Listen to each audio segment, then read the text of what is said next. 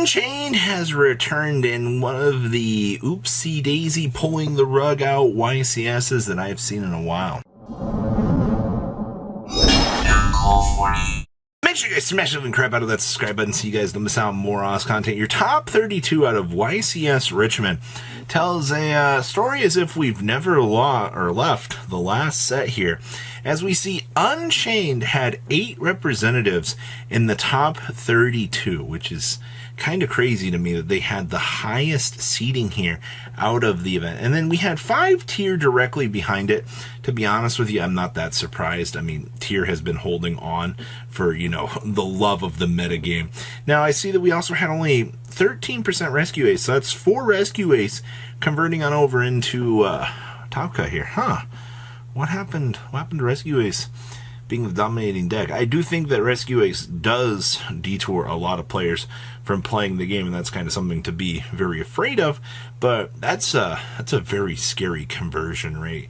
That, you know, every event it feels like Rescue Ace is getting lower and lower on the totem pole. Though I'm still gonna honestly put it as like, kind of feels like it's still the best deck in the room because it does scare a lot of the other metagame decks. Now, we had 3 Infernoble, 3 Labyrinth, and 3 Purely decks, all making their way into Top Cut. Should you be surprised about that conversion rate? Because those decks are incredibly scary. We also had 2 Minkonko Duelist. Yay! Now, this is where the rogue side of things down here. We had 1 Dynamorphia, 1 Kashtira, 1 Salamangreat, and a Manadeum deck all made it in to Top Cut. Now, I do not have the Dynamorphia, nor do I have the Kashtira decks, but I will tell you, the fact that they were able to creep through here as rogue contenders for this event actually is kind of insane, actually. So that's what you want to see. Now we move on over here to top 16. We have 4 Unchained decks still doing their thing. Kind of lost a few of our Unchained representatives along the way here. Infernoble is still holding on at this point, which is very, very interesting. That, you know, it took 2 YCSs for people to kind of figure out how they wanted to start messing around with Infernoble. And seeing that we've got, you know, this deck kind of being figured out, now is actually kind of nice. And then we had 3 Tier Laments converting over here. From the 5 to 3. Seems like a pretty good conversion rate. We also had 2 Rescue Ace variants. Wow! Rescue Ace still holding on. We also had 2 Purely. I cannot tell you how much I dislike Purely as a deck. Like, that deck is so toxic. It's crazy. And then we were left with 1 Minkonko Duelist and 1 Labyrinth Duelist. So overall, not too bad. Now, this is where the damage begins. As we push into top 8, you have 4 Unchained variants at this point sitting at the table. It's crazy.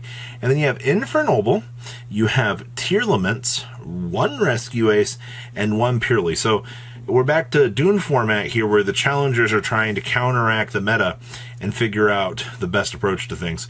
And then top 4, you have Purely versus Unchained, and then Unchained versus Infernoble. So 2 Unchained. Wow. Just looking at the conversion for Unchained, it is crazy how much was actually happening with this. And then the grand finals was actually Unchained versus Unchained, with Unchained walking away the winner for YCS Richmond. It's almost like Unchained needed just a little bit of time to be figured out. Let's pass on over to those deck lists. Winning our event here was none other than Unchained. And, you know, am I honestly surprised about Unchained doing so well? No. But honestly, this feels kind of standard to me at this point.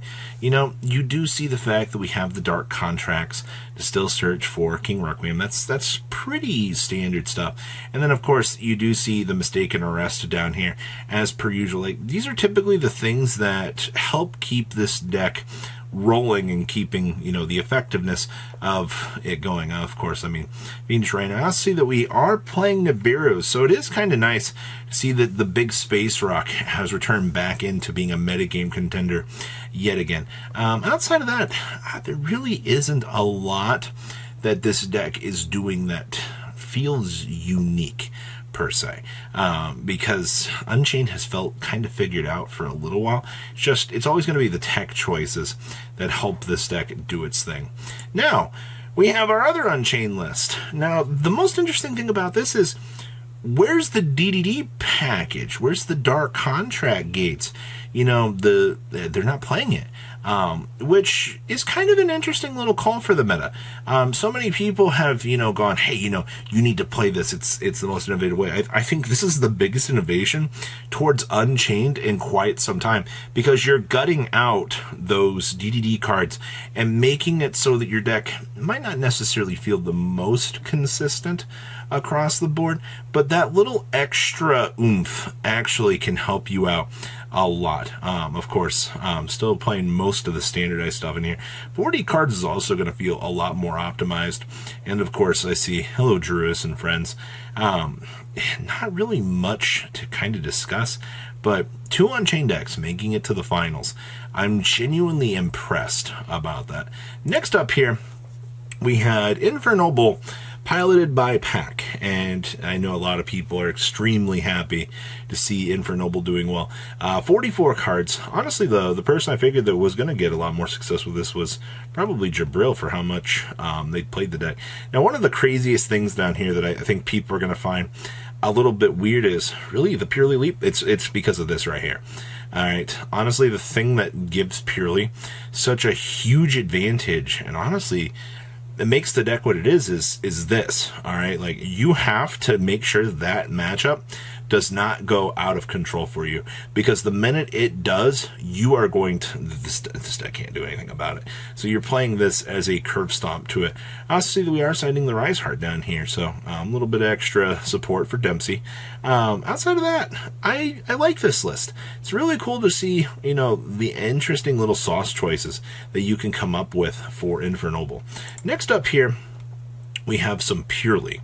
And my surprise, the Purely has been clawing its way up through the meta. No, this duelist has been pretty consistent with the things that Purely has done. There's your one of Leap, of course.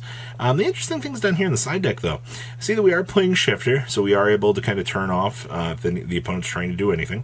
Enemy Controllers, this is a nice little tech choice for once. The ability to kind of interfere with anything that the opponent might be setting up can definitely put you into a greater position. And of course, the staple Summon Limit. All right, being able to auto shut down your opponent, making sure that, they don't exceed the summon limit, is also going to feel incredibly powerful. But outside of that, there's not much else to really say. Maybe like the Dark Rollers, but this is all just side effects of the meta being the meta game at this point in time. Next up here, we have Salamangreat. Yes, Salad found its way making top 32 out of this event. Now that Unchained is kind of taking its seat here at the meta, more and more people are kind of trying out these different approaches and things and seeing, hey, what are the optimal results for kind of messing around with things? Triple Fire Recovery. Pretty good. One of the interesting things I see down here is we are playing the Violet Chimera. Okay. I see we are citing 1 Ghost and 1 Rivalry. So in case we do need to side in to an additional Floodgate pressure point, we can actually do that, because, they're on a 2-2 split here. No Pot of Desires in the deck. Real shame. I still love that interaction. And we're on triple Flame Buffalo. And there's our double Salamangreat of Fire. But I actually am pretty impressed with seeing, Salamangreat actually doing something at the moment. So many people are like, oh no, Salad's dead. No, just top 32 to YCS. So Rogue's definitely got it going on. Next up here, we have we get our first little look at what's going on with Tier. And it looks like Tier is finally heading towards the method of King Sarcophagus, more so for the competitive side of things, because it is an outlet for discarding those terrible bricks that you've accumulated along the way. You know, being able to kind of convert these on in to something a little bit better is going to be good. Of course, you do see there's good old malicious. And this build is taking things a little bit further. We are playing the Diviner of the Heralds here. It's going to give you additional dumping, you know, aka turning these incredibly good cards into getting things ready to go for the deck. Outside of that, the rest of tier, this feels pretty standard at this point, you know, for the rest of what we're doing. The one Hoppy, triple Mseti, and then the double King Sarcophagus. Please don't try to play 3 of this. You're just going to be asking for the effective dead draw side of things. Next up here, we have more tier. Now, this build has went ahead and we've shaved off a little bit more of the fat, you know, cutting down to the one King Sarcophagus. But this duelist opted for a little bit more of an explosive approach here. You know, we're actually packing in card destruction here, so you can go ahead and, you know, kind of invert on your opponent. Because, you know, getting the chance to kind of maybe turn some of these dead bricks that are one-ofs in your deck into some actual better resources. Also, I mean, guess what?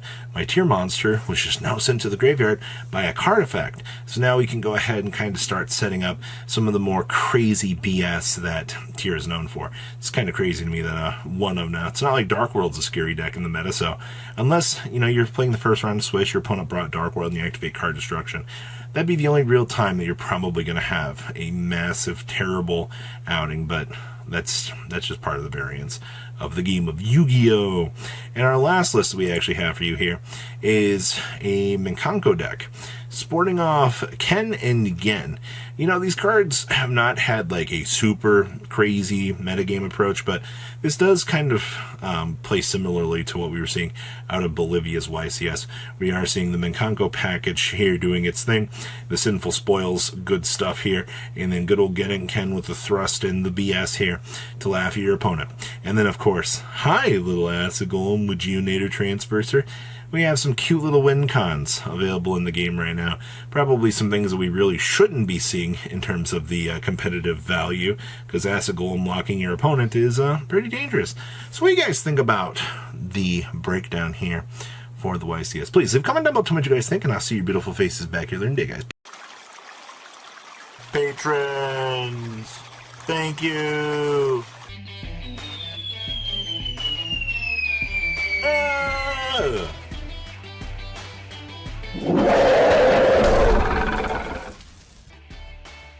Thank you so much for watching. Check out these other videos.